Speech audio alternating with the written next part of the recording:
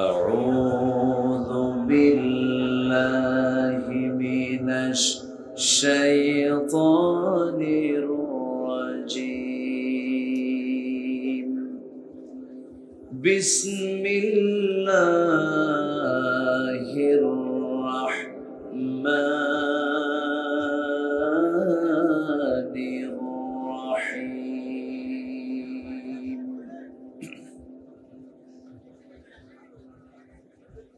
إن الذين آمنوا وعملوا الصالحات كانت لهم جنات الفردوس نزلا.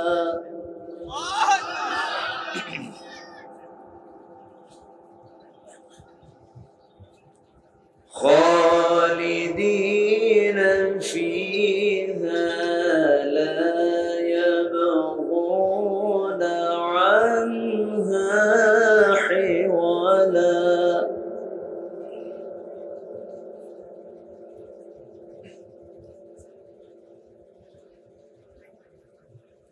قل لو كان البحر مدادا لكلمات ربي لنفذ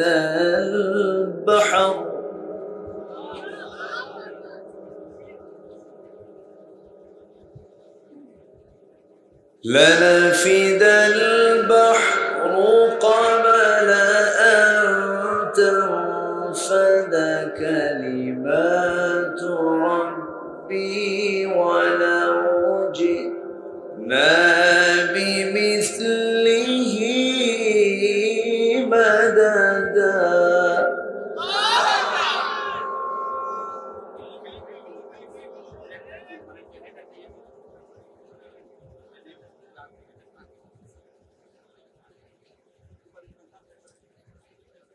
قل إنما أنا بشر مثلكم يوحى إلي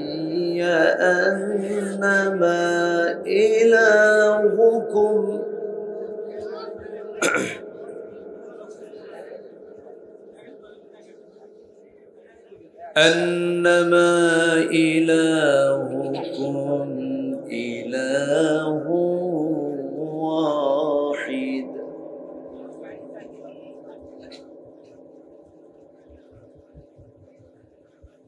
فمن كان يرجو لقاء ربه فليعمل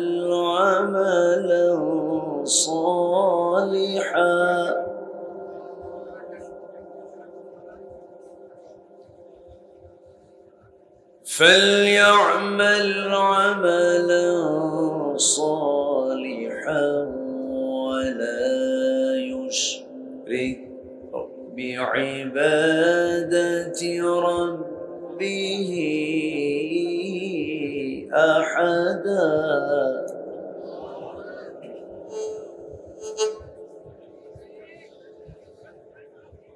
الله أكبر.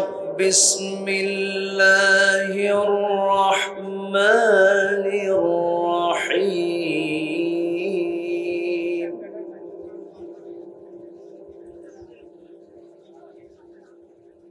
إن الله وملائكته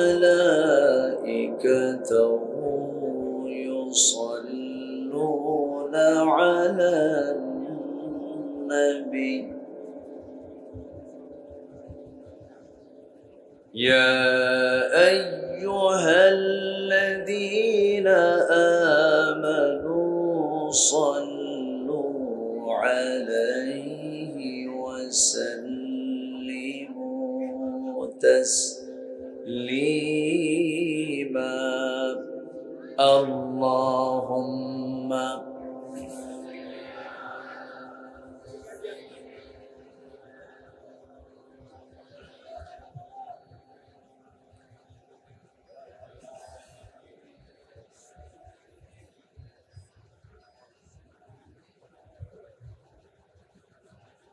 একটু মহব্বত দিয়ে নবীর প্রেমে মাতোয়ারা হয়ে জবান খুলে আওয়াজ দিয়ে জোরালো কণ্ঠে সবাই বলুন আল্লাহুম্মা সাল্লি আলা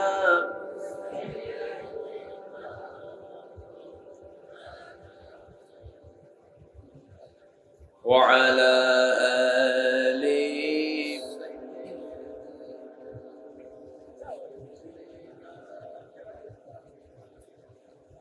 আমি কোরআনের সুর মাঝে শুনেছি যে নাম, আজানের সুর মাঝেও শুনেছি সে নাম। ও নাম শুনেছি আমি আমার হৃদয়, হে রাসূল নবীজি তোমায়, হে রাসূল নবীজি তোমায়। আল্লাহুম্মা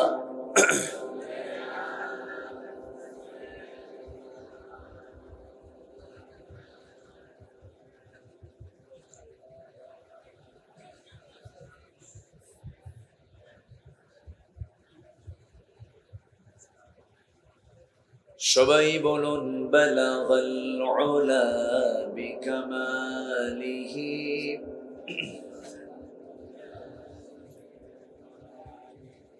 حسنت جميع خصاله سلوا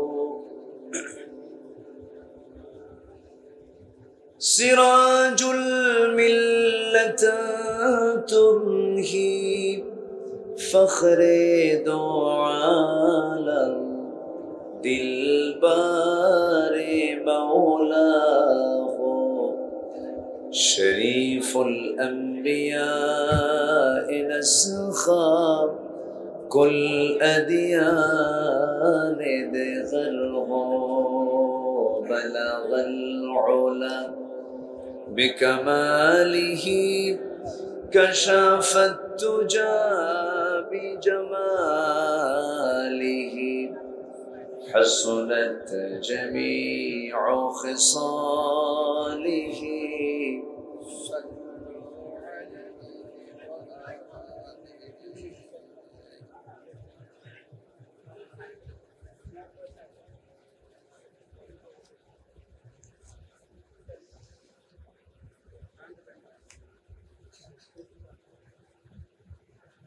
দেশের উত্তরাঞ্চলের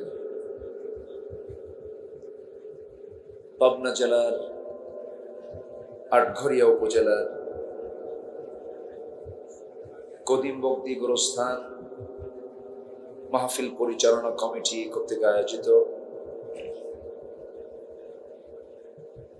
বাৎসরিক ইসলামী জালসা 2024 24শে সেপ্টেম্বরে আয়োজিত আজকের এই মহৎ আয়োজনে সম্মানিত সুযোগ্য সভাপতি উস্তাজুল আসাতিজা, বয়োবৃদ্ধ জ্ঞানবৃদ্ধ প্রথিতযশা আলেমে দ্বীন, ঐতিহ্যবাহী পুষ্পপড়া কামিল মাদ্রাসার অনারেবল এক্স প্রিন্সিপাল, কদিম বগদি গোরস্থান কমিটির সুযোগ্য সভাপতি মুহতারাম মাওলানা আব্দুল হাই বাচ্চু সাহেব, আজকের মাহফিলের বরেণ্য পরিচালক জনাব জিল্লুর রহমান, তত্ত্বাবধায়ক জনাব আতাউর রহমান রানা সাহেব, আমার বামে বসে আছেন নন্দিত আলেমে দ্বীন, ইসলামী আন্দোলনের অন্যতম সিপাহ সালার, অকুতভয় সৈনিক নির্যাতিত মজলুম জননেতা জনাব মুহতারাম মাওলানা আব্দুর রহিম হাফিজাহুল্লাহ, উপস্থিত হযরত উলামায়ে কেরাম, ফদলায়ে ইজাম, সুশীল সমাজ, জাতির শ্রেষ্ঠ সন্তান, শিক্ষক মণ্ডলী, জাতির বিবেক, সাংবাদিক বৃন্দ, সামনে উপস্থিত, দূরে কাছের বিভিন্ন স্থান থেকে ছুটে আসা কালেমার ঝান্ডাবাহী, তাওহীদের পতাকাবাহী, দ্বীন ইসলামের নরসারদুল বীর মুজাহিদ, প্রাণ প্রিয় সম্মানিত দ্বীনী ভাইরা, আড়ালে বসে আছেন শ্রদ্ধেয়া সম্মানিতা মা বোনেরা, আলোচনার সূচনায় আনুষ্ঠানিকতার মধ্য দিয়ে আমার পক্ষ থেকে আবারও দিল খোলা সালাম, আসসালামু আলাইকুম ওয়া রাহমাতুল্লাহি ওয়া বারাকাতুহু। সবাই কেমন আছেন? আমাকেও প্রশ্ন করেছেন।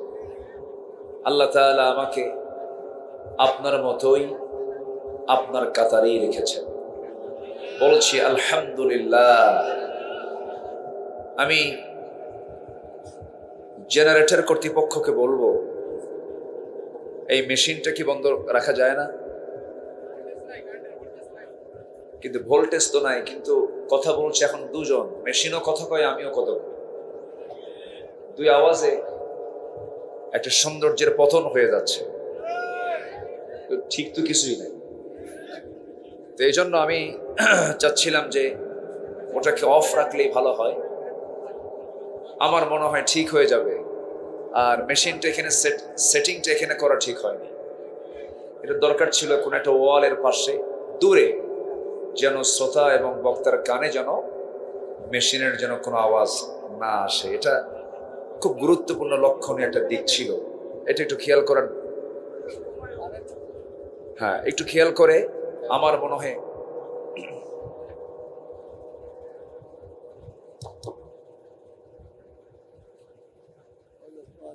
জি। সম্মানিত হাজির, দেখেন তো এটা নীরব পরিবেশ। জি, মহান রব্বুল আলামিনের শুকরিয়া যে আমরা আসতে পেরেছি, গতবার আসতে দেয়নি, এবার আসতে পেরেছি। আলহামদুলিল্লাহ বলবেন না? জোরে বলুন আলহামদুলিল্লাহ। যারা আসতে দেয়নি তারা কোথায়?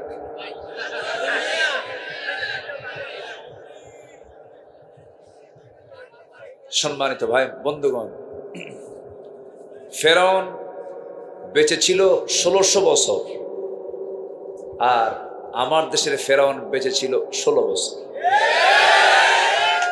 ঠিক আছে না? তো কত 1600 বছর কোথায়, আর মাত্র 16 বছর আমরা অস্থির হয়ে পড়েছিলাম, খালি বলছিলাম মাতা নাসরুল্লাহ, মাতা নাসরুল্লাহ। অথচ 1600 বছর হায়াত পেয়েছিল ফেরাউন, তার জুলুম, তার অত্যাচার, 40,000 শিশুকে হত্যার মধ্য দিয়ে সে আল্লাহর পয়গম্বরের জন্ম ঠেকাতে চেয়েছিল। কিন্তু আল্লাহ তাআলার কি দৃষ্টান্ত, সেই শত্রুর ঘরে তিলে তিলে আল্লাহর পয়গম্বর মুসাকে আল্লাহ নিজে বড় করেছেন। সে আল্লাহ না আছেন না নাই? তিনি সব পারেন। যাই হোক, বসতে পেরেছি জান্নাতের টুকরায়, কালেমাত শুকর আদায় করি, বলি আলহামদুলিল্লাহ।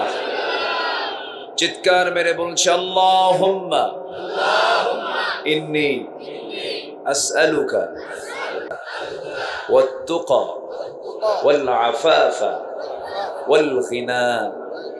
সবাই বলি আল্লাহুম্মা আইন্নি আলা যিকরিকা ওয়া শুকরিকা ওয়া হুসনি ইবাদাতিকা।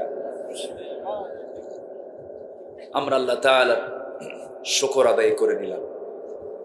আমার পাশে যিনি বসে আছেন তিনি আমাকে সকাল বিকাল পড়াতে পারবেন, তার ইলমের গভীরতা, হাজার হাজার ছাত্রের, হাজার হাজার আলেমের তিনি উস্তাদ। আল্লাহ তুমি তার হায়াতকে লম্বা করে দাও। বুড়া মানুষ বাঁচার দরকার আছে না নাই? আসতে বললেন না, ভেজাল মনে হয়। বুড়ো আছে যেখানে বরকত আছে সেখানে বুড়োদের থাকা দরকার আছে। পুরাতন চাউল ও এলাকায় কথা আছে। আচ্ছা, যাক, আলহামদুলিল্লাহ। সম্মানিত হাজিরিন,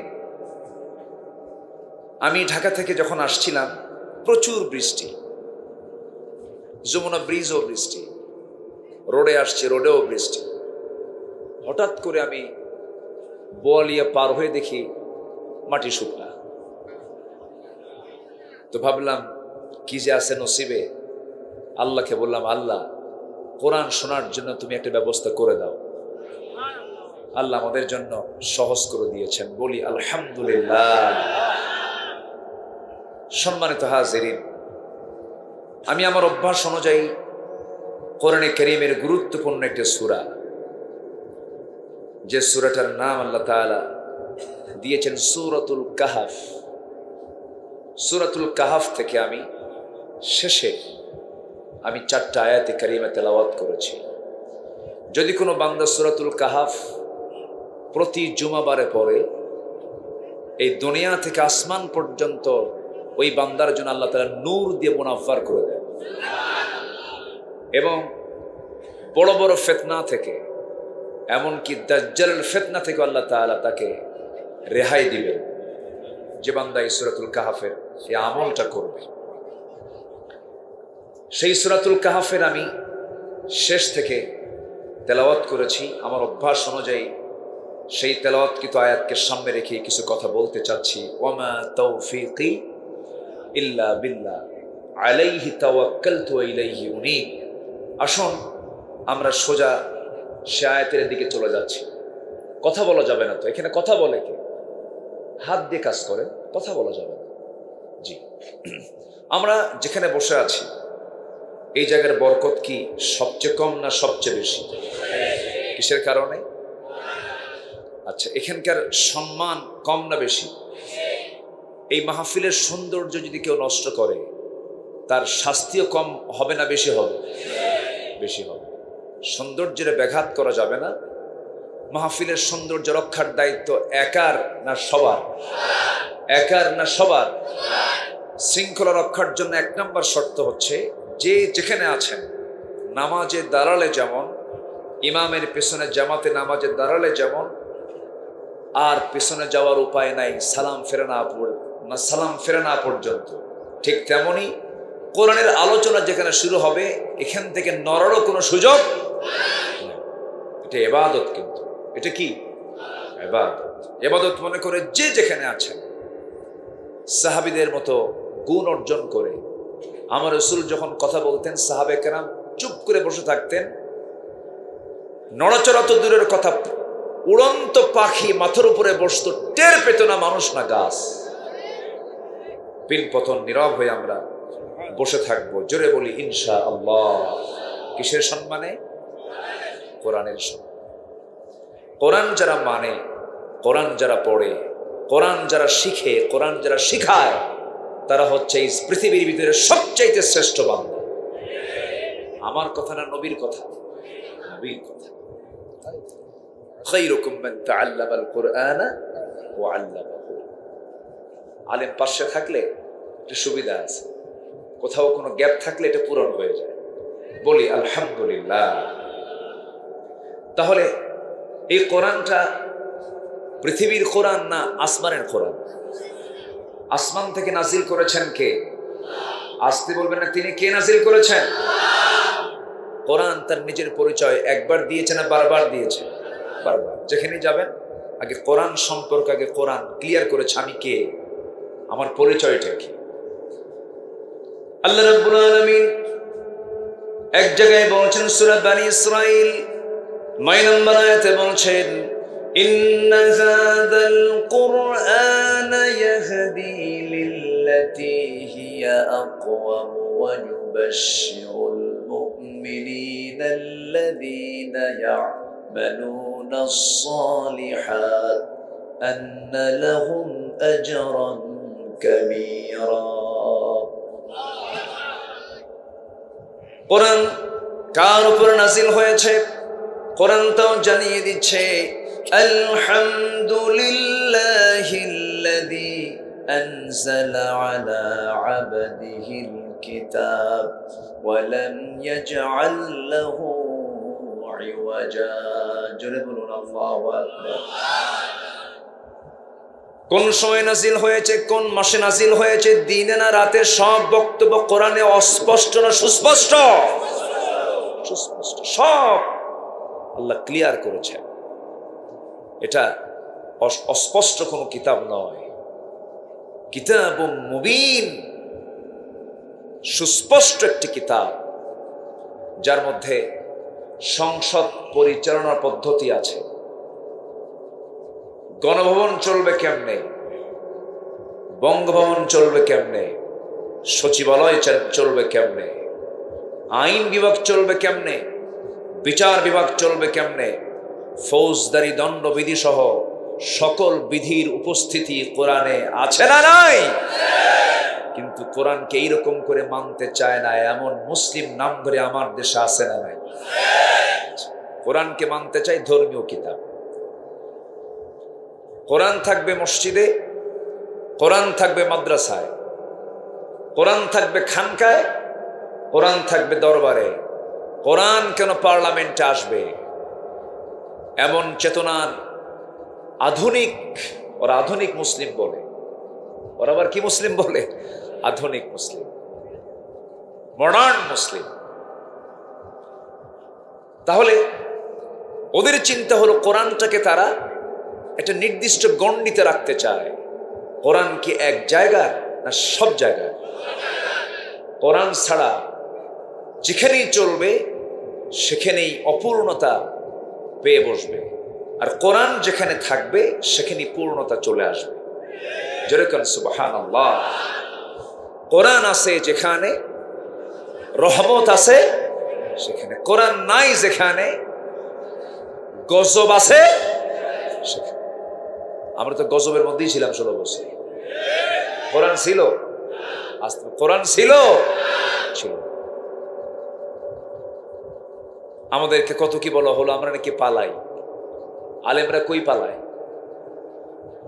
2009 সালে আমার জীবনের প্রথম হজের সফর 2009 সাল প্রথমবার আমি হজে যাই ওই বছরই জীবনের শেষ হজ সম্পূর্ণ করেন মরহুম শহীদ আল্লামা দেলোয়ার হোসেন সঈদ রাহিমাহুল্লাহ ওনার জীবনের শেষ হজ আমার জীবনের প্রথম হজ সেই হজের সফরে আল্লামা হুজুরকে বলা হলো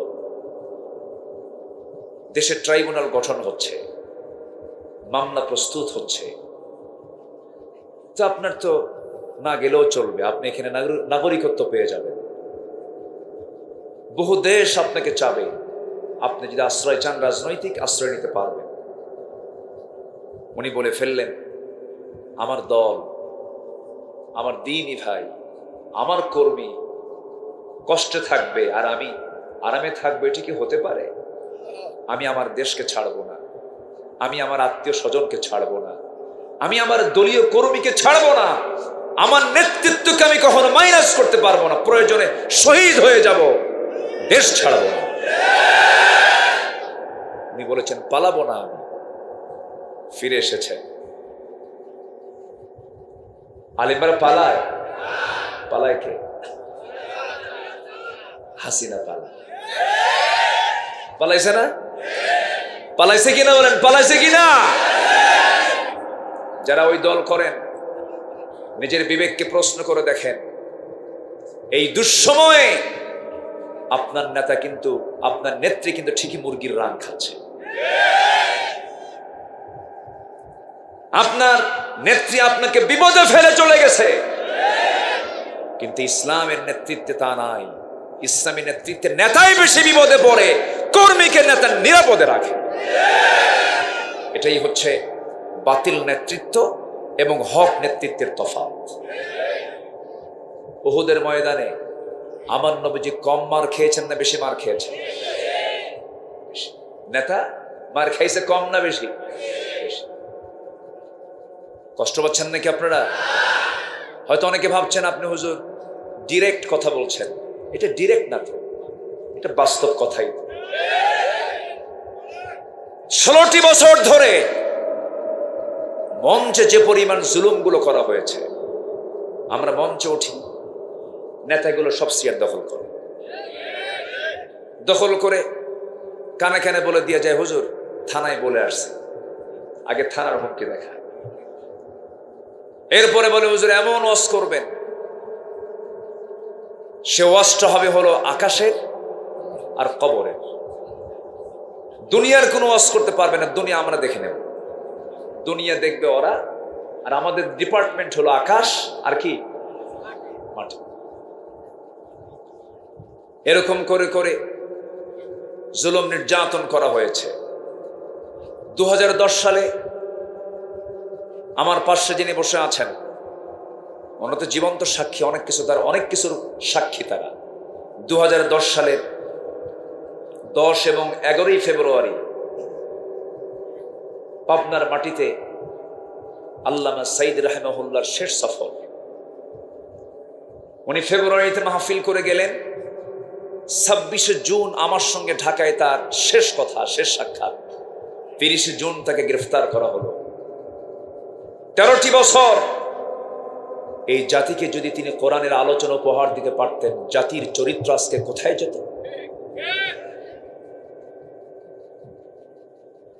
কত পথহারা যুবক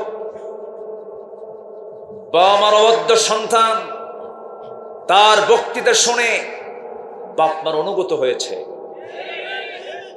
অস্ত্রের ঝনঝনানি রাজনীতি ছেড়ে দিয়ে ইসলামের রাজনীতি শুরু করেছে। সেই মানুষ গড়ার কারিগর এই মুসলিম উম্মার একটি বিশাল সম্পদ আটকিয়ে রেখে 13 বছর পরিবারের হক, মার হক, সন্তানদের হক, জাতির হক, সমাজের হক, সব হক থেকে বঞ্চিত করা হয়েছে। শেষমেশ তাকে বেঁচে রাখাও হয়নি, পরিকল্পিতভাবে জেল থেকে বের করে হসপিটালাইজ করে পরিকল্পিতভাবে সাজানো নাটক তৈরি করে ষড়যন্ত্রমূলক রাজনৈতিক রাষ্ট্রীয় হত্যা তাকে করা হয়েছে। সব গোমর ফাঁস হয়ে যাবে, উন্মোচন হবে সবকিছু ওই ডাক্তারকে ধরতে পারবে। তার গ্রেফতার আমরা দাবি করছি, তাকে গ্রেফতার করা হোক। অবশ্যই তাকে গ্রেফতারের মধ্য দিয়ে এই সত্য উন্মোচন করার দরকার আছে না নাই?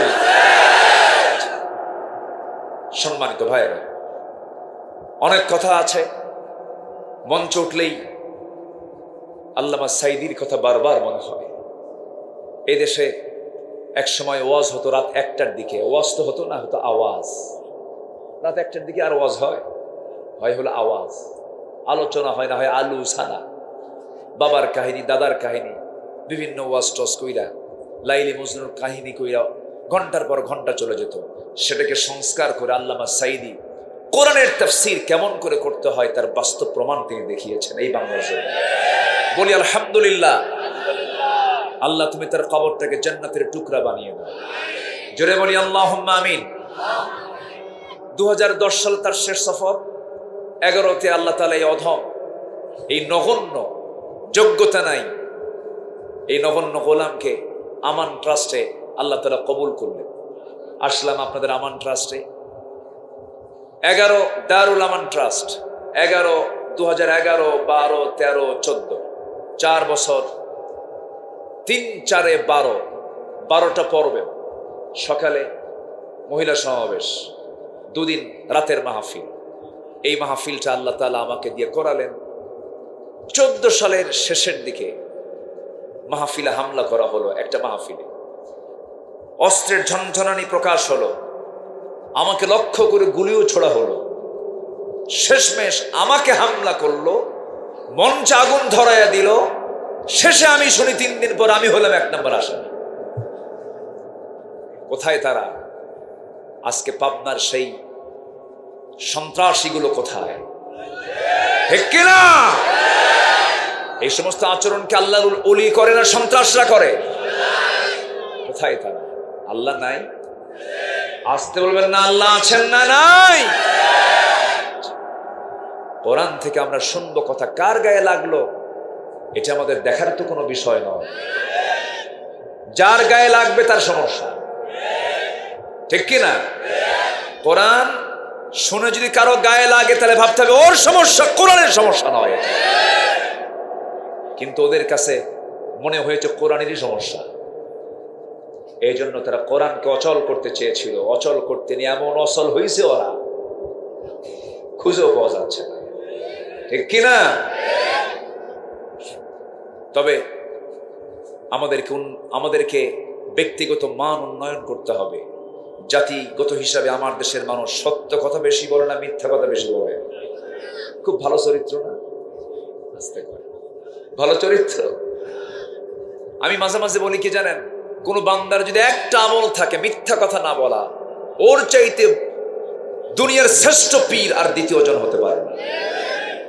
যে ব্যক্তি মিথ্যা ছাড়বে তার জন্য জান্নাত ওয়াজিব হবে। জোরে বলি সুবহানাল্লাহ। আমার বন্ধুগণ, জান্নাত পাওয়ার জন্য তো বেশি আমল লাগবে না। একটা আয়াতে আমাকে আপনাকে জান্নাতে নিয়ে চলে যাবে। সে আয়াতটা আমি তেলাওয়াত দিয়ে শুরু করেছি, একটু কান লাগাবেন, মনোযোগ দিয়ে শুনবেন, ইবাদত মনে করে সবাই বসবেন, দাঁড়ায় থাকবেন। আল্লাহ রাব্বুল আলামিন বলেন, ইন্নাল্লাযীনা আমানু ওয়া আমিলুস সালিহাতি কানাত লাহুম জান্নাতুল ফিরদাউসি নুজুলা খালিদিনা ফিহা লা ইয়াবগুনা আনহা হিওয়ালা। জোরে বলুন আল্লাহু আকবার। ইন্না নিশ্চয় আল্লাযীনা যারা আমানু, যারা ঈমান আনবে, ওয়া আমিলুস সালিহাত, সাথে যারা নেক আমল করবে, ভালো ভালো আমলগুলো করবে, এই 2টা আমলের ফলাফল হলো আল্লাহ নিজে বলছেন আমি তাদের জন্য 1 নম্বর জান্নাত, জান্নাতুল ফিরদাউস বরাদ্দ রেখে দিয়েছি। কয়টা আমল বলেন? কয়টা আমল? এই 2টা আমল আমাকে আপনাকে মজবুত করতে হবে। নাম্বার 1 হলো ঈমান টানতে হবে, ভালো করে ফ্রেশ ঈমান হতে হবে, নির্ভেজাল ঈমান হতে হবে। মানুষের শরীরে যেমন ক্যান্সার হয়, যার কোনো অ্যান্সার থাকে না, তেমন ঈমানের কিছু ক্যান্সার আছে। যে ক্যান্সার ঈমানের মধ্যে ঢুকলে পরে তার ঈমানটা খেয়ে শেষ করে ফেলে, সে জান্নাত পাবে না। ক্যান্সার আক্রান্ত ঈমান আনা যাবে না, ভেজাল ঈমান আনা যাবে না, ফ্রেশ ঈমান আনতে হবে। আল্লাহ রাব্বুল আলামিন ঈমান আনার ব্যাপারে আরেক জায়গায় তাকিদ দিয়ে বলছেন, ইয়া আইয়ুহাল্লাযীনা আমানু আমিনু, ভালো করে তোমরা ঈমান আনো, আমাকে ভয় করার মতো তোমরা ভয় করো, আমাকে জানার মতো তোমরা জানো, তাওহীদের জ্ঞান তোমরা হাসিল করো। ঈমান আছে, আমল নেই হবে না, আমল আছে কিন্তু তাকওয়া নাই হবে না। ঈমানও লাগবে, আমলও লাগবে। আবার ঈমানটা আপনি রক্ষা করার জন্য ইসলামের দরকার আছে না নাই? ঈমান এবং ইসলাম বীজ এবং গাছের মতো। বীজ এবং গাছ, অর্থাৎ বীজ যদি ভালো হয় গাছ ভালো হয়, বীজ যদি দুর্বল হয় গাছও দুর্বল হয়। এই জন্য চারা আর গাছের মধ্যে যেমন অঙ্গাঙ্গী জড়িত সম্পর্ক থাকে, ঈমান এবং ইসলাম তেমনি চারা গাছের মতো। ঈমান, ইসলাম, তাকওয়া, আমল। ঈমান আছে, ইসলাম মানে না হবে না। ইসলাম আছে, ঈমানও আছে, কিন্তু তাকওয়া নাই, তাও হবে না। ঈমান, ইসলাম, তাকওয়া সবই আছে, কিন্তু আমল নাই, তাও হবে না। সব এই 4টা জিনিস লাগবে কি লাগবে না? আসতে লাগবে কি লাগবে না? কয়টা জিনিস বলেন? কয়টা? ঈমান, ইসলাম, তাকওয়া, আমল। বলেন ঈমান, ইসলাম, তাকওয়া, আমল। এই চারটা যদি ঠিক থেকে যায় তারা ঠিকানা জান্নাত হয়ে যাবে। জোরে বলে সুবহানাল্লাহ। সম্মানিত ভাইরা, সবার আগে আমাদের টার্গেট থাকতে হবে পৃথিবীর কেউ খুশি হোক অথবা বেজার হোক, এতে কোনো আমার যায় আসে না। সবার আগে সন্তুষ্ট করার জন্য চূড়ান্ত চেষ্টা থাকতে হবে। কার সন্তুষ্টি? আসতে বলবেন না, কার সন্তুষ্টি?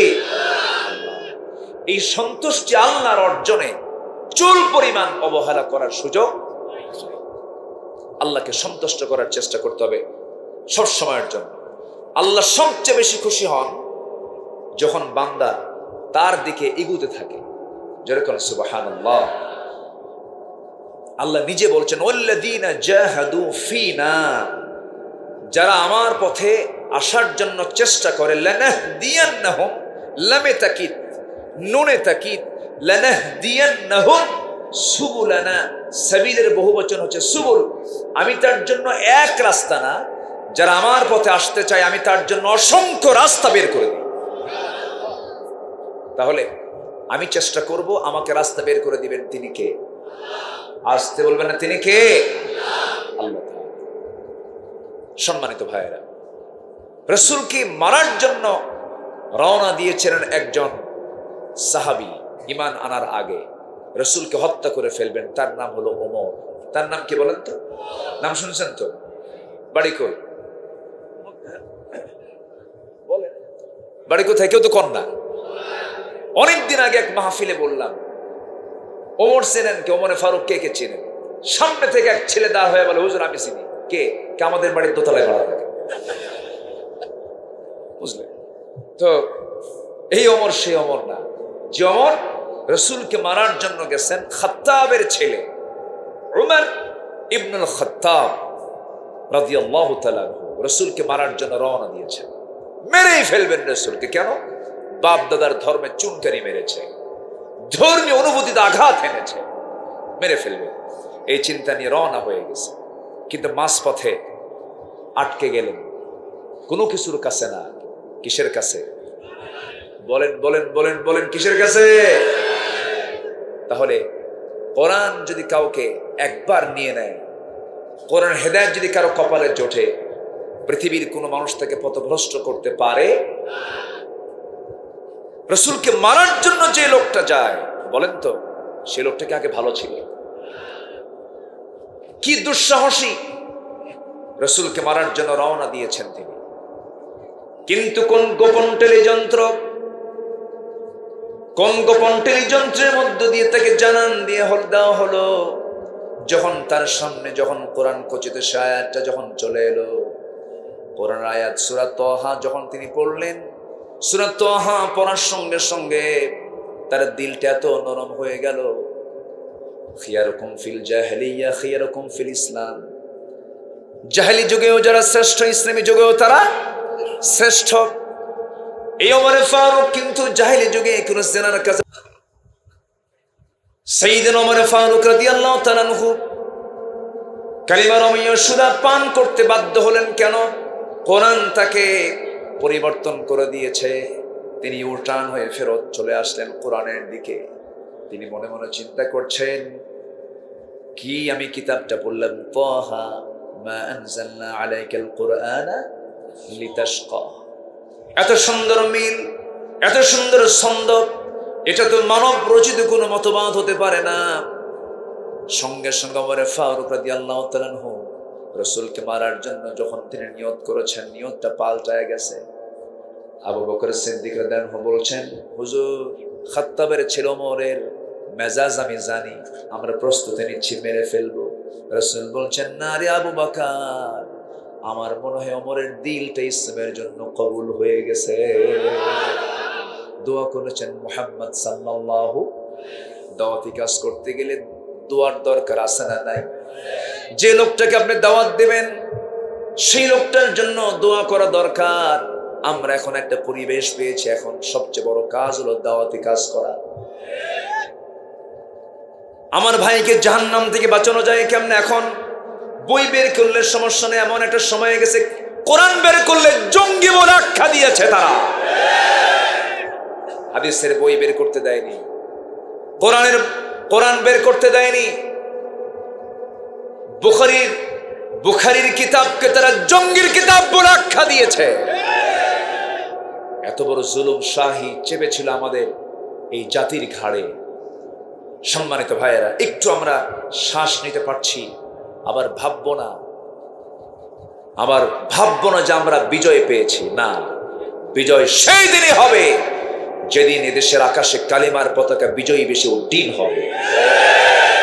আল্লাহর কালিমা বিজয়ী বেশি উড্ডীন হোক বাংলার জমিনে। সবাইকে চান। সংসদ চলবে কোরআন দিয়া, সচিবালয় চলবে কোরআন দিয়ে। এই মতের পক্ষে রাজি আছেন কারা কারা? হাত উঁচু করে দেখাও।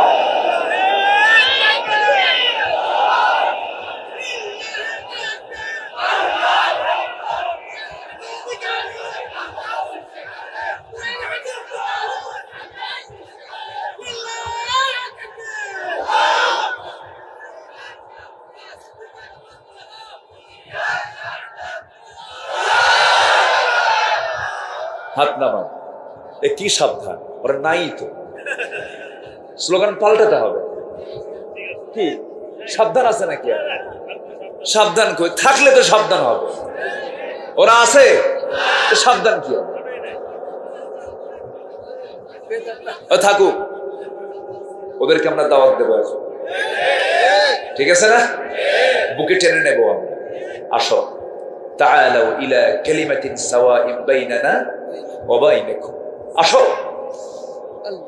আমার নবীজি মক্কা বিজয় করলেন, বললেন সবাইকে মাফ করলাম, 17 জনকে মাফ করা যাবে না।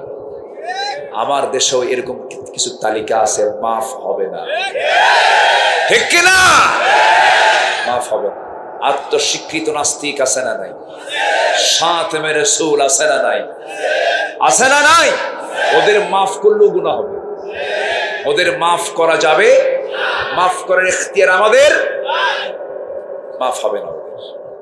কিন্তু আমভাবে রাসূল সবাইকে মাফ করে দিয়েছেন। মাফ করে মক্কায় ঘুরতেছেন। সবাই তো ভয় অস্থির, মক্কার বাসিন্দারা। হাইরে, আমরা মুহাম্মদ রে তাড়ায় দিছি, কি যে করবে আজকে, রক্তের বন্যা বয়ে যাবে। কিন্তু হয়ে গেছে উল্টা। আমার নবী যে মক্কায় ঢুকি, তিনি নিজের পরিচয় গোপন করে ফেলেছেন। এক বুড়ি মহিলাকে দেখেন ছটফট করতেছে, একটা টোপলা নিয়ে মাথায় রেখে দৌড়াচ্ছে। রাসূল বলেন, মা কই যান? মুহাম্মদ ঢুকছে। আল্লাহু আকবার বলবেন। কোথায় ঢুকছে? মক্কায় ঢুকছে, শেষ করে ফেলেন।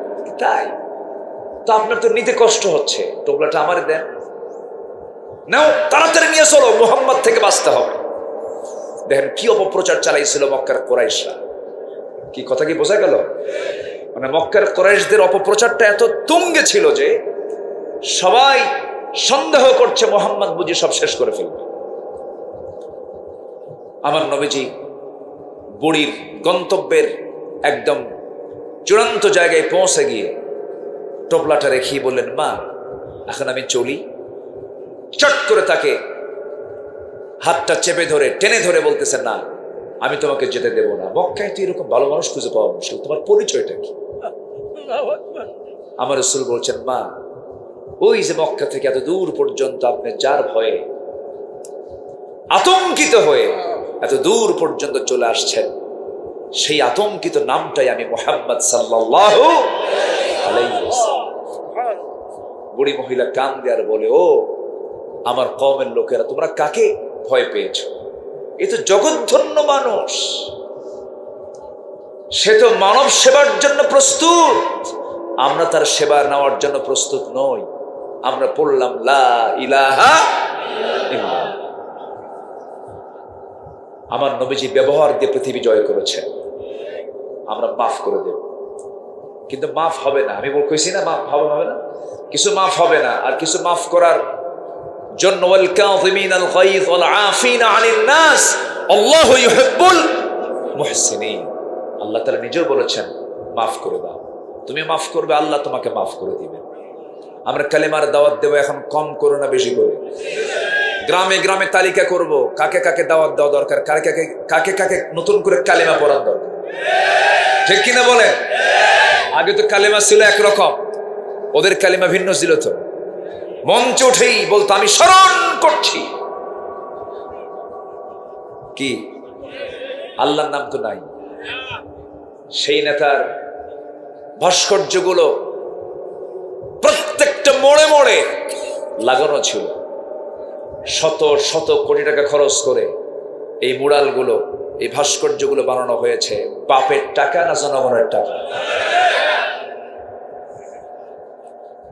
আমার নবীজির কোনো ভাস্কর্য আছে? দাম তো নাই রাসূলের।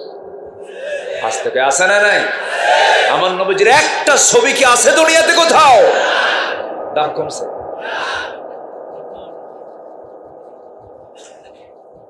ভাস্কর্যের পক্ষে যদি ইসলাম থাকতো,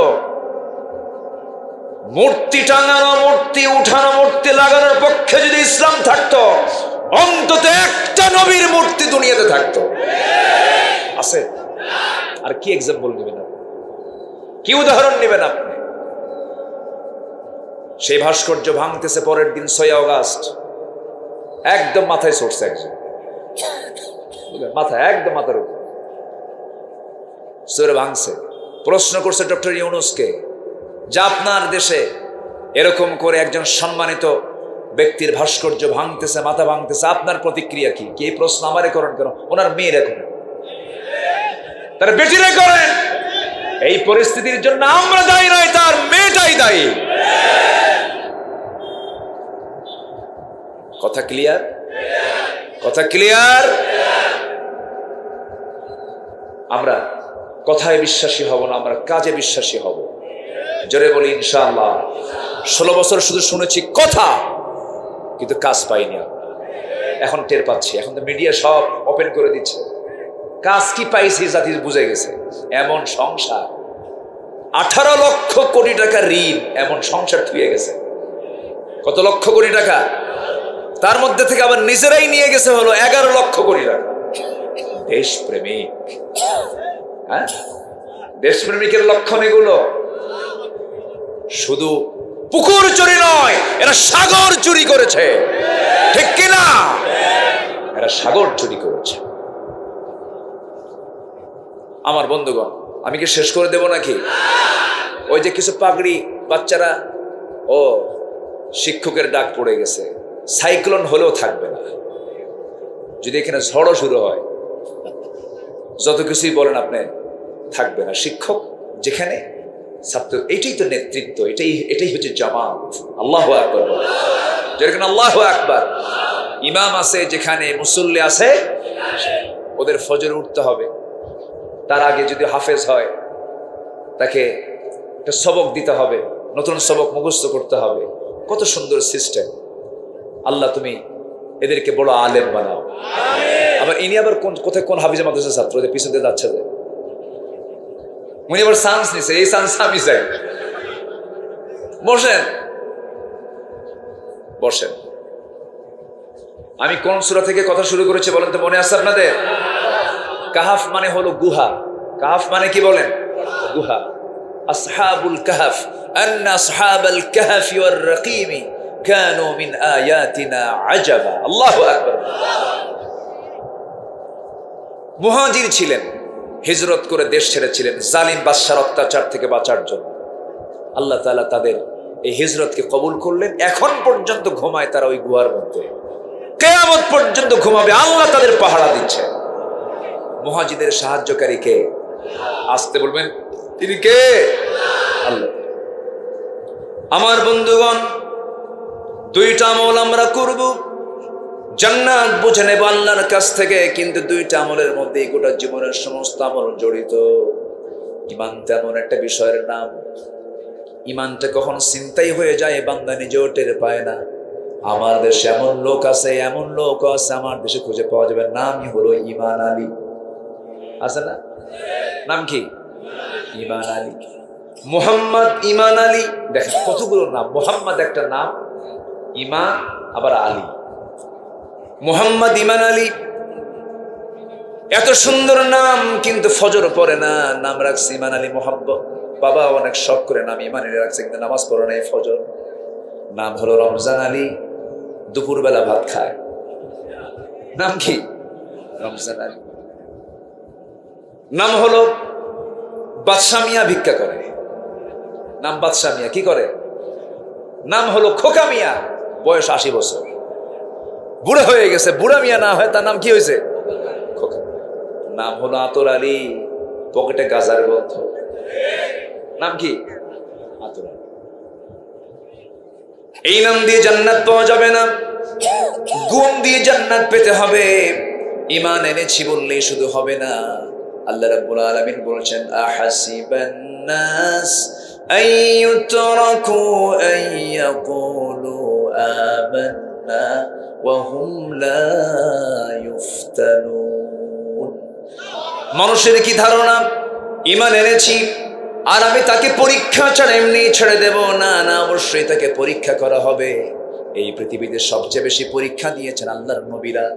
আশাদ্দুন নাসি বালাউল আম্বিয়া সুম্মাল আমসাল ফাল আমসাল।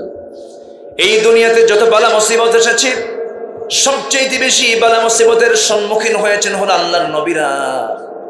আদম আলাইহিস সালাতু ওয়াস সালাম এবং মুসলিমীয় দুই একজন নবী ছাড়া এই পৃথিবীতে অধিকাংশ নবী তারা মাজলুম ছিলেন, অত্যাচারিত ছিলেন। বিশেষ করে আমরা সবাই জানি আমাদের জাতির পিতাকে। আরো জোরে, আরো জোরে, আরো জোরে। ভুল যেন আর না হয়, আসতে পারে, ঠিক কিনা? ভুল কি আর হবে? জাতির পিতাকে। এটা কার দেওয়া? সম্মানিত ভাইয়েরা, সূরাতুল হজ একদম লাস্ট আয়াত, সূরাতুল হজের শেষ আয়াত। মিল্লাতা আবিকুম ইব্রাহিম ওয়া সাম্মাকুমুল মুসলিমিন। মিল্লাত মানে জাতি, আবুল মানে পিতা, কুম মানে তোমাদের। একদম শাব্দিক অর্থ বলছি, কিন্তু কোন ভাবার্থ না। মিল্লাত মানে নেশন, পিতা, আবুল মানে জাতি, আর আবুল মানে হলো ফাদার, আর কুম মানে তোমাদের। তোমাদের জাতির পিতা কে? আরো জোরে, আরো জোরে। এটা কার দেওয়া? কার দেওয়া? অতএব কারো চাপিয়ে দেওয়া কোনো কিছু আমরা মানি না। আমাদের জাতির পিতা হচ্ছেন ইব্রাহিম আলাইহিস সালাতু ওয়াস সালাম। সম্মানিত ভাইয়েরা, এই নবীর জীবনে পরীক্ষা একটা দুইটা। ঈমান এনেছেন, সবার আগে তার মানে এই ঈমানের ফলাফল প্রকাশ পেয়েছে। কি হয়, ঈমান আনলে কি হতে পারে? সবার আগে প্রতিক্রিয়া সৃষ্টি হয়েছে ফ্যামিলি থেকে, পরিবার থেকে। বাপ কয়, তুমি কি বলো এগুলো? তুমি কোন রবের দিকে ডাকো? তুমি না ইব্রাহিম, আমার এগুলো পছন্দ হচ্ছে না। বাপ মূর্তি বানায়। বাপ মূর্তি কি করে? বানায়। আর ছেলে মূর্তি বানায়। তাহলে বলেন তো, বাপ এক জগতে, ছেলে আরেক জগৎ। তাহলে ঈমান আনলে পরিবারের মধ্যেও মত পার্থক্য হওয়ার সম্ভাবনা আমার জাতির পিতার মধ্যে যেহেতু ছিল, সম্ভাবনা আমরা তার সন্তান আছে না নাই? একদিন অনেকগুলো মূর্তি মাটি দিয়ে বানায়া রোদে শুকাইয়া রাখছে। বাজারে গিয়ে মূর্তিগুলো বেচবে, রব বিক্রি। এমন রব বেচে খায়। কি কথা কি বুঝতেছেন? মানে এমন রব কি করে খায়? বেচে খায়।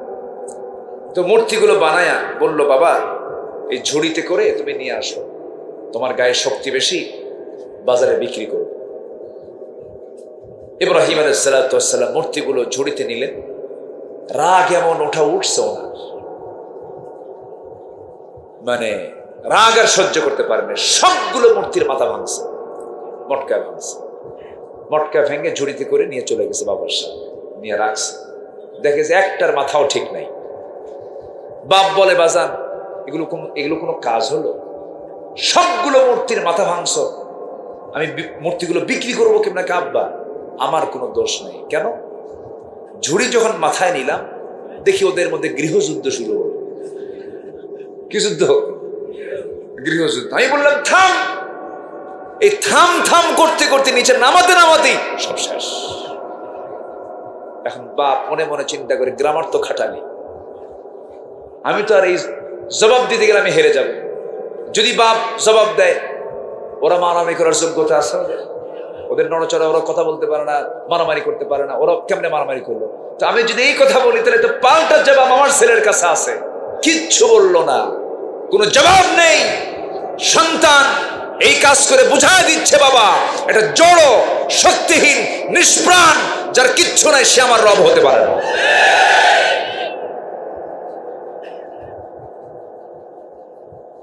এর ফলাফল কি দাঁড়ালো? এর ফলাফল দাঁড়ালো হলো রাষ্ট্রীয়ভাবে তার বিরুদ্ধে আইন পাশ করা হলো। সে রাষ্ট্রীয় আইনে তাকে আইন পাশ করা হলো কি, তাকে জীবন্ত দোলনায় তুলে, তাকে শূন্য তুলে, সবার চোখের সামনে স্টেডিয়াম তৈরি করে লক্ষ লক্ষ জনতার সামনে আল্লাহর নবীকে তারা আগুনে ফেলবে আর তৃপ্তি নেবে, মজা নেবে। আল্লাহ বললেন, আমার খালিলকে তোরা আগুনে ফেলে মজা নিবি, উল্টা ঘটনা ঘটায় দেবে। জোরে কান সুবহানাল্লাহ। ওরা জানেই নাই যে ঘটনাটা ঘটবে। আগুনের কাজ তো জ্বালায় দেওয়া, ওরা তারা জানে না যে আগুন এরকম উল্টা হবে। ওরা কি জানে? আল্লাহ বললেন, যা জ্বালায় দে। আল্লাহ এমন ঘটনা ঘটালেন পৃথিবীর ইতিহাসে একটাই ঘটনা ঘটেছে ইব্রাহিমের জীবন। আল্লাহু আকবার। নিক্ষেপ করছে আগুনে। ইমানের কি শক্তি! আগুন জান্নাতের টুকরা হয়ে যায়। জোরে কান সুবহানাল্লাহ, আরো জোরে কান সুবহানাল্লাহ। পরীক্ষা কি কম? পরীক্ষা কি কম? আমার বন্ধুগণ, ঈমান এনেছি আমরা। এই যে মুরব্বী আব্দুর রহিম সাহেব, তিনি একসঙ্গে খেতে খেতে বসে গল্প করতে করতে তিনি বললেন, পাবনাতে আমি একমাত্র সবচেয়ে বেশি সময় আমাকে কারাগারে থাকতে হয়েছে। 2 বছর 2 মাস জেলখানা। এই যে তার পরিবারের হক তিনি আদায় করতে পারলেন না, মায়ের জানাজাটাও করতে দেওয়া হয় নাই। এই যে জুলুম, এই যে নির্যাতন, আমার বন্ধুগণ, আমি এতদিন ছিলাম না, আমারও জেলখানায় ছিলাম। এক মুরব্বী দেখি 87 বছর বয়স, জেলখানায় নতুন তিনি ঢুকলেন। আমাকে দেখে জড়িয়ে ধরে, বাবা আমার জেলখানায় ঢুকার দুঃখ নেই কেন? আপনারে পাইছি। দেখছেন কি করে? বললাম, কেন? আপনি যখন জেলে, এই তো আমার জেলখানা নেই, আমার তো ভালো জায়গা হয়ে গেছে, ওয়াজ শুনবেন। উনি ওয়াজ শুনবেন। বললাম, চাচা আপনার মামলা কি? বলে যে আমার মামলা হলো বিস্ফোরক। তো বললাম, চাচা বিস্ফোরকটা কি আপনি জানেন? আচ্ছা বাবা, আমি তো জানি না এটা। আসলে বিস্ফোরকটা কি? দেখি খাওয়ার জিনিস নাকি? বুড়া এই যে অত্যাচারগুলো, নির্যাতনগুলো যারা সহ্য করলেন, ইমানি হালাত যদি থাকে, ইমান যদি থাকে, অবশ্যই এটার যাজা দেওয়ার একমাত্র মালিক তিনি কে? আসতে বলবেন না, তিনি কে? আমরা পুরস্কার পৃথিবীর কারো কাছে চাই না, আমরা পুরস্কার চাই কার কাছে? আল্লাহ। আমার বন্ধুগণ, জেলখানার মধ্যে অত্যাচার আছে না নাই? সেখানেও কিন্তু আরাম নাই। ওর মধ্যে আবার সেল রাখছে, ওর মধ্যে আবার আলাদা টর্চার আছে। এরকম করে বহু অত্যাচারগুলো করা হয়েছে। আয়নাঘর তৈরি করেছিল তারা। আয়নাঘরের সবচেয়ে বড় 2 জন যারা সবচেয়ে বড় জুলুমের শিকার হয়েছেন, মীর কাসেম আলী, শহীদ মীর কাসেম আলী রাহিমাহুল্লাহর সন্তান ব্যারিস্টার আরমান। আমি গিয়েছিলাম দেখতে। অধ্যাপক গোলাম আজম রাহিমাহুল্লাহর ছেলে ব্রিগেডিয়ার আব্দুল্লাহিল আমান আজমি, 2 জনের সঙ্গে কথা বলেছি। শুধু তারা বলেছেন যে আমাদের প্রত্যেকটা রাত কাটতো, যখন রাত হতো ভাবতাম এই রাত যেন আমাদের জীবনের শেষ রাত। এবং আমি 8টা বছর একটা না, আমি কোনদিন সূর্যের মুখটা দেখিনি। সূর্যের মুখ না দেখে থেকেছেন তারা দীর্ঘ 8 বছর। বলুন, এটি কি নিকটবর্তী কোনো মানব মানে পাশবিকতার কোনো দৃষ্টান্ত? আমার মনে হয় এর চাইতে বেশি নাই আর পৃথিবীতে। সম্মানিত ভাইয়েরা, কিন্তু ইমানদারের পুরস্কার চাওয়া কার কাছে? আসতে বলবেন না, কার কাছে? ব্যারিস্টার আরমান বললেন যে আমার বাবা মীর কাসেম আলীর ফাঁসি হয়েছে আমি 8 বছর পরে জেনেছি। তাকে ধরে নেওয়া যাওয়ার পরে তার আব্বার ফাঁসি হয়েছে, বাবার ফাঁসি হয়েছে মাত্র 1 থেকে 1.5 মাস পরে। অথচ উনি ওনার বাবার জানাজা দূরে থাক, কাফন দাফন দূরে থাক, ওনার বাবা বেঁচে আছেন না মারা গেছেন এই সংবাদ তিনি পেয়েছেন যেদিন তিনি ওই আয়না ঘর থেকে রেহাই পেয়েছেন। এই হচ্ছে চিত্র। তবে হ্যাঁ, এই যে ফলাফলটা আমরা পেয়েছি, এটা কি একদিনে আসছে? এটা কি একদিনে আসছে? অবশ্যই চোখের পানি, কিছু বান্দার চোখের পানি এখানে আছে না নাই? আসতে বলবেন না, আছে না নাই? আমার বন্ধুগণ, একটু কান লাগান। আমি একটা না, আল্লাহর সন্তুষ্টি হাসিল করার জন্য আমার আপনার কিছু করণীয় আছে। আমরা কোরআনকে সামনে রেখে 17টা করণীয় আমরা আজকে শিখে যাব। কয়টা বলেন? 17টা। আমি কি একটাও বলছি নাকি? তাহলে এখন বলেন, ওয়াজ কি শেষ না শুরু? এখন চিন্তা করেন। তাহলে আরেকজনকে কেবল খেলা শুরু। পাবনা তো খুব মজার জায়গা। বলি আলহামদুলিল্লাহ, আমি খুব খুশি হয়েছে আজকে আমাকে খুব আগে ভাগে উঠায় দিয়েছে। খুব ভালো কাজ করছেন। এটা যদি পারেন আরো আগে উঠায় দেবেন, এটা আরো ভালো। কারণ সবকিছুর যৌবনই সব খেলা হয়, বুড়া কালে কোনো খেলা হয়, ঠিক কি না? মেসির বয়স এখন যত বাড়বে, মেসি কি আর ভালো খেলোয়াড় হবে? বুড়া হয়ে গেলে আর পারে না, অবসর হয়ে যায়। এর মানে আবার বলতেছি না ফুটবল খেলা যায়, এমনি একটা উদাহরণ দিলাম। এটা সম্মানিত ভাইয়েরা, তাহলে আল্লাহর সন্তুষ্টি অর্জন করতে গিয়ে আমাদের 17টা কাজ আমরা করব। 1 নাম্বার হলো, যেটা বলে ফেলেছি অলরেডি, আমার ঈমান আনবো এবং ভালো কাজ করব। জোরে বলি ইনশাআল্লাহ। রাজি আছেন তো সবাই? আচ্ছা, কারো আইল ঠেলবো? আইল ঠেলা কিষান এখানে আছে না নাই? আওয়াজ কিন্তু কমে গেছে। আইল ঠেলা জমিওয়ালা আছে না নাই? যেদিন মাপ হবে তার আগের দিন আমিনকে ডাক দিয়ে বলে, ভাই কিছু টাকা দেবো না, একটু বাড়ায় দেব। আছে না নাই? আছে কিনা বলেন? শুধু আত্মপক্ষ নিজের একটু বেশি নেওয়ার জন্য বারবার চেষ্টা করে। ওয়াইলুল লিল মুতাফফিফিন, ওই সমস্ত ব্যক্তির জন্য ধ্বংস হয়ে যাক যারা দেওয়ার সময় কম দেয়, নেওয়ার সময় বেশি নেয়। জমির মাপে শুধু ধান্দায় থাকে, আমার ওই কানি আমাকে কেমন যেমন করে হোক কাভার বাঁকা তো সোজা করতেই হবে। আছে না নাই? এটা কি ইমানদার করতে পারে? ইমানদার করতে পারে? বরং যদি সন্দেহ হয় আমার জায়গার মধ্যে অমুক ভাইয়ের জায়গাটা পড়ে আছে, নিজ দায়িত্বে আমিনের টাকা খরচের টাকা নিজে দিয়া ওই প্রতিবেশীর সম্পদ জমি তার অধিকারে দিয়ে দেওয়া। যদি কেউ কারো জমি 1 বিঘত পরিমাণ, সহিহ বুখারীর হাদিস, 1 বিঘত পরিমাণ যদি কেউ জায়গা কারো দখল করে, কিয়ামতের দিন আল্লাহ তাআলা তার মাথার উপরে 7 তবক আসমান জমিন চাপায় দিবে। জোরে করে নাউযুবিল্লাহ। তাহলে জমি কারো জমি ভিতরে থাকা ভালো না নিজের জমি মানুষের কাছে থাকা ভালো? এটাও ভালো। আমারটাও কি কোন বোমা ফুটলো এই জায়গায়, ওইটা মাঝে মাঝে রাখছেন যে ঘুম পাড়তে নিলে এটা ফুটুস করে উঠবে, ঘুম ছেড়ে যাবে। ভালো মেডিসিন রাখছেন আপনি, এটা রাখলে সমস্যা, এটা রাখবেন। এমনি ফুল টুল রাখবেন। এখন ফুলও তো গন্ধ নাই, বুঝলেন? সব ফুল হয়ে গেছে প্লাস্টিক। কি হয়ে গেছে? প্লাস্টিক। মানুষ আর কান্দেও না। বাপ মরলেই কান্দে না, ওয়াজ শুনলে কান্দে। বাপ মরে গেছে তাই কান্দে না, ওয়াজ শুনলেও কান্দে না। আজ থেকে 15 বছর আগে, 20 বছর আগের মানুষের দিলটা ছিল সফট, নরম ছিল, একটুতে কেঁদে যেত, কাঁদতো, ইটি করতো। আর এখন বাপ মরলে হাসে।